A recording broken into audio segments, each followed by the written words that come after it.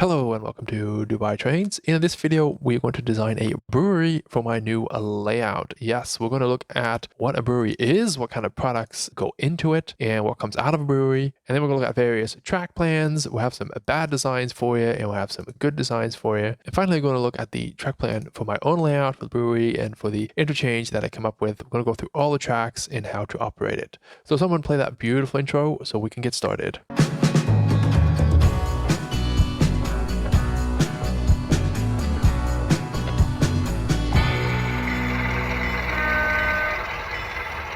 This video is made possible by the Dubai Trains Patreons. Check how you can become a member to unlock extra content.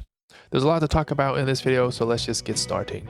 In my previous video, number 86, we went over the creation of the CD&TRRA. So this is the diagram of my layout, and you see right here is the brewery. In this video, we're going to talk about the brewery and this interchange right here. This is about 1/3 of the layout. And in the other part of videos, we're going to talk about the yard and this near north / Kingsbury Street section. So a brewery, what do we do there? What happens? Yeah, I'm going to make this diagram and it will all explain itself in a minute. On the left, we have the materials coming into the brewery. So in this case, it's going to be malt and grain and corn. Malt comes from malting barley, they get malt, and the grain and sometimes corn comes from a mill. And it goes into the brewery section and it is offloaded, in this case, with a grain or a malt elevator. After the grain and malt is used in the brewery, then you get a byproduct or a waste product, which is called spent, and the spent can then be sold as cattle feed. So you see how this diagram works. So material comes in on the left, it's processed in the brewery, and then something comes out on the right. The second one is corn syrup. So corn syrup comes out of a factory. Nothing happens with the corn syrup after that because it's just made into beer. Then comes a big one, and that's the bottling / warehouse / shipping facility. And a lot of materials go to this facility. So the last ingredient would be the hops that comes from a farm or that's imported.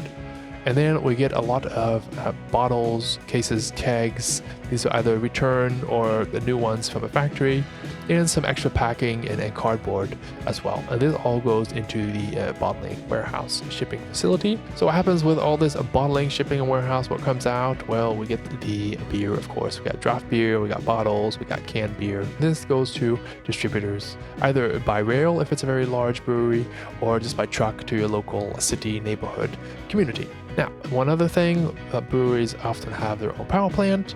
So these back in the day are coal or oil fired.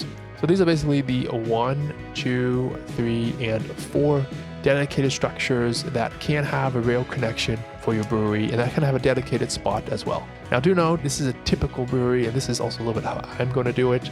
There's obviously going to be an exception, and small breweries are often not even rail served at all. Now, one more thing you might need, especially if you're modeling the transition era, is a icing facility. So these are different services that comes with the brewery, and you need an icing track. This can either be on the brewery's own property or somewhere nearby on a nearby yard. So now I think, okay, let's get chopping, let's build this brewery. Well, hold on a minute, not yet, because we don't know what kind of ratios a brewery is going to get these goods. So let's look at that. How many cars per month can a typical brewery expect? A large brewery, I must say, of the different individual items. Well, what sticks out straight away is these big numbers right here. So one brewery will get about 400 cars per month with bottles and cases, and about 250 cars with kegs. And the outcome here. You have hundreds and hundreds of cars just with beer. Obvious, it is a brewery. But it basically means you're just shipping beer around and kegs and cases. And you do have a few cars coming to the elevator because you got 30 here for malt and 10 grain. So these two add up because they go to the same elevator. So that's a good thing. Very little corn syrup, hops, very little. One car is almost neglectable. Very little packing material, and still quite a few coal. So these are cars per month. So now let's translate this into spots for your industry. Something that's a bit, in the same ratio. So the grains and the malt, they'll probably get, 1 + 1, 2 cars in. Don't think I'm going to model spent. Anyways, you don't really need to model it. It will just be shown in the car system if you want to have a car with spent coming from your brewery. And then I'm modeling the transition era in the 50s, and corn syrup wasn't used until the 60s. So I'm not going to use this at all. Then for the bottling facility, this will be the largest facility. and I think I can house about 8 spots for just all this in total. I'll put 8 and 1 for the hops and 1 for the packing. So at one given time, there'll be a maximum of 8 reefers exporting beer, and then 2 cars for the power plant. So let's clean this all up a bit. We got 2 spots here, 8 here, 2 here. They have a maximum of 8 spots for the beer, so 8 reefers coming out. So you do need 8 spots at the icing facility to accommodate that as well. So these are the brewery spots. Now it's time to look at some designs. And I'm going to start off with bad designs, yes, because I've been working on this project for a long time and my design process has changed a lot. So I want to show you the bad and the design process so you can understand and we can all learn together what's maybe a good approach to start modeling something like a brewery. Here is a brewery complex in green, as you see, and what I did is I took images and scenes that I liked from other railroads. So what's this going to create? It's going to create a giant list of little things that you want in your layout, and that's definitely not the right way to go. Another design I came up with is more or less that, but I added, some more turnouts just to easily move the beers and the kegs to the icing track without doing too many runarounds and different maneuvers for that. Why is this a bad design? Well, first off, it's too complicated. You have way too many turnouts. And if you look at the turnouts that have to be in a consecutive order, let's just count them. We have 1, 2, 3, 4, 5, 6, 7, 8, 9, 10. That's 10 turnouts after each other. And that's 2.3 meters if you take a number 5 turnout. So that is way too long. And here at the bottom, you see design if you would make it. And you see, it's just too long. It's too long and it's also too complicated. What kind of massive brewery is this going to be to have all this track work and all these storage tracks? So this just doesn't work. What you could do is instead of having everything in consecutive order, stack them a bit.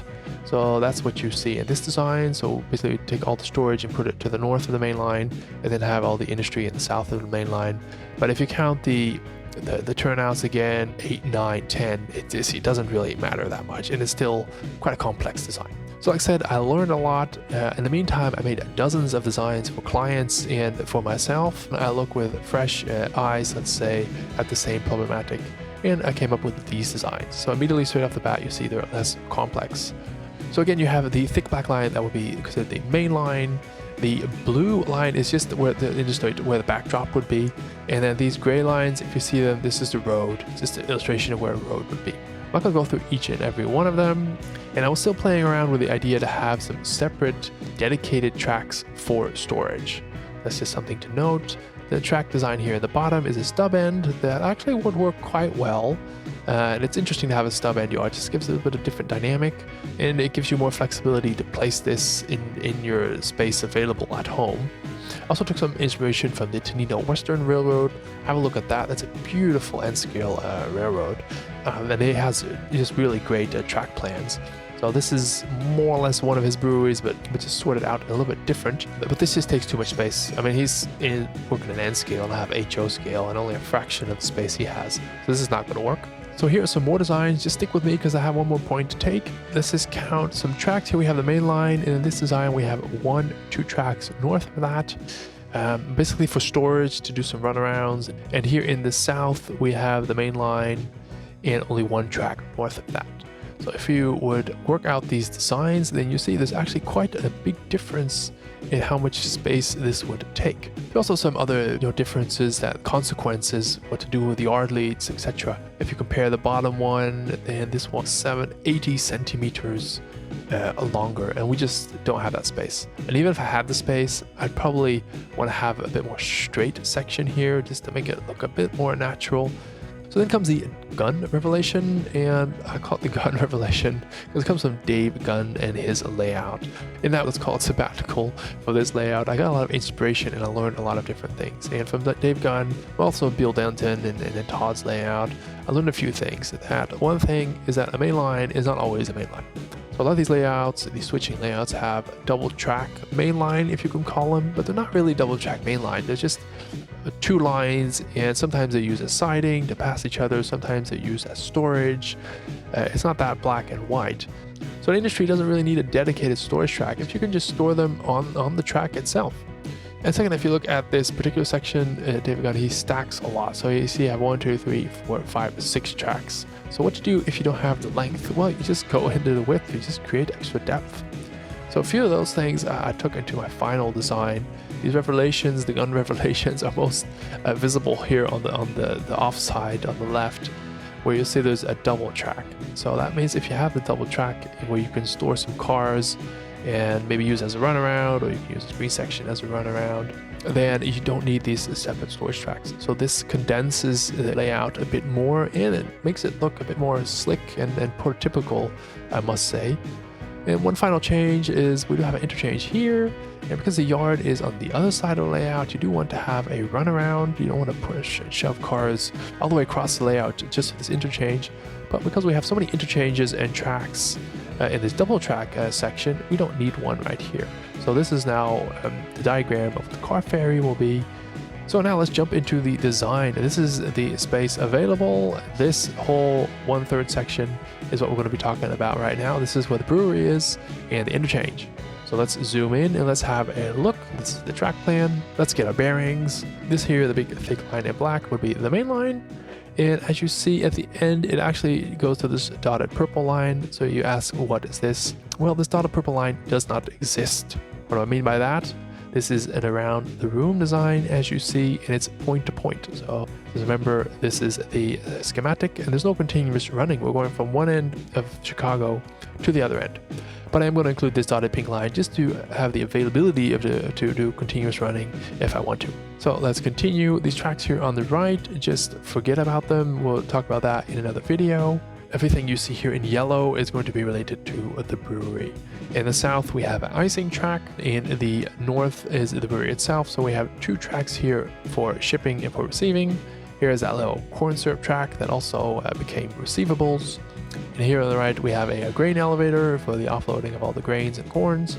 And here on the right is going to be a small power plant and the offloading of the oil. And because it's on the other side of the road, it's going to be a lot of pipes running across the road to connect to the brewery. That's here on the other side. Now, in the other track you see here, everything now in blue is related to the interchange. So we have a car float. If I put on all the spots, you'll see the car float here. The car float holds 15 cars. And there's also a storage track here that holds 12 cars, which should be more than enough. But if you really want to park 15 cars here, there's an extra 3 here to add to 15. So you have the full capacity of the float next to it here as well. So for the brewery, you see I wanted 8 spots for the shipping. It's double, it's 4x4. And that also means you need 8 spots here for the icing. One thing to note are the trailing and facing spurs on this side of the layout. So basically, the main traffic here in the shipping and in the icing, they both are a trailing style if you're coming in from the left. That's great because when you come in with cars, you gotta put most of them here in the shipping, and after shipping you go to the icing. So that's all in the same direction. And this little receivables here as well. And then the grain elevator and the oil tracks, they will be facing, so you do need to run around by that. But that's okay, they'll just keep it a bit lively. So how would you actually operate this? Well, let me just give you some examples. Let me just start out here with the car float. So my maximum train length, let's say we're coming in here, and the maximum train length is going to be 8 cars plus caboose. So the caboose is here in red, and locomotive is here in blue. What would you do? You would actually just do a runaround, loop. So it's very important that this runaround holds the maximum train length. Either if the car float is empty, you just spot them straight onto the car float. But if the car float is full, what do you do then? Well, then you push all these cars plus caboose to the track right here. So how would you do then? You would collect all the cars from the ferry that you want. So its maximum is going to be 8. You collect them here on the main track. That's your locomotive. Don't forget, you would back up, you would get your caboose, add it to the train, boop, and off you go. So now you see why you need this track here for extra storage of some rail cars. So that is that. A few other things I want to explain. Something I see, a mistake I see very often, particularly here with grain elevators and coal mines, is that you put the chute way at the back. So what does that mean if you're this grain elevator would be at the back? That means if you have 2 cars, you can only offload the second car. You can never get to the first car or the ones in front of that, for that matter. So what you want to do ideally is put it in the middle of track. So this piece of track actually can hold 1, 2, 3 cars, but I'm only going to dedicate it for 2 spots. Because you need to be able to offload car number 1, so you need these 2 spots, and then offload car number 2, so you need these 2 spots. And when this is built, this is going to be so much fun because you can actually have 2 people working at once on this section. You're going to have one person switching the brewery, and then you would use this north upper track here as the lead, and then you can have someone else working the float, and then you would use the bottom track right here. Of course, we need to run around, or if you want to go from the brewery here via this turnout right here to the icing platform, then you need to make space as well. But that's all part of the fun. So that was part 1. Click the video that you see on the screen right now to see more of this fantastic layout. Thank you very much for watching. Bye bye.